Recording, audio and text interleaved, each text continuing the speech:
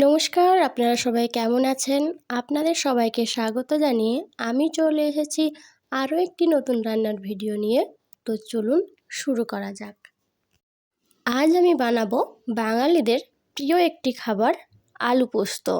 এই পদটি পছন্দ নয় এমন কোনো বাঙালি খুঁজেই পাওয়া যাবে না। তো চলুন বানিয়ে ফেলি।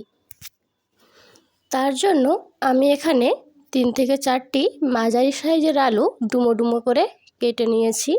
আর এখানে নিয়েছি পোস্ত এবং কাঁচা লঙ্কা বাটা। এরপর কড়াই গরম করে তাতে দিয়ে দেব সরষের তেল। তেল গরম হয়ে এলে এতে ফোড়নে দিয়ে দেব কালো জিরে। তারপর আলুগুলো দিয়ে দেব। আলুগুলো দিয়ে উল্টে পাল্টে বেশ খানিকক্ষণ ভেজে নেব।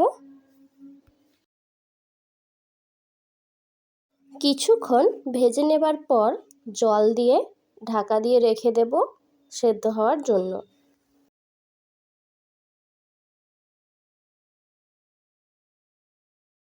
ঢাকা দিয়ে কিছুটা সেদ্ধ করে নিয়েছি। এই যে দেখতেই পাচ্ছেন জলটা একদম কমে গেছে। এবার এটাতে দিয়ে দেব পোস্ত বাটা আর বাটি ধুয়ে কিছুটা জল এতে দিয়ে দেব। এরপর পোস্তটা আলুর সাথে ভালোভাবে মিশিয়ে নিতে হবে।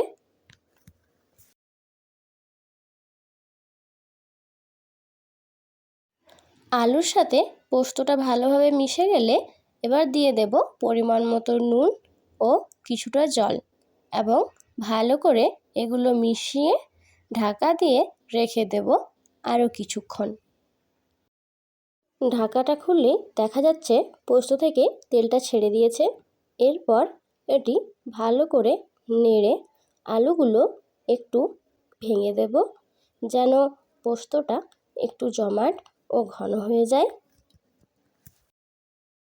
এই যে দেখুন কি সুন্দর আলুর সাথে পোস্তটা মাখো মাখো হয়ে এসেছে।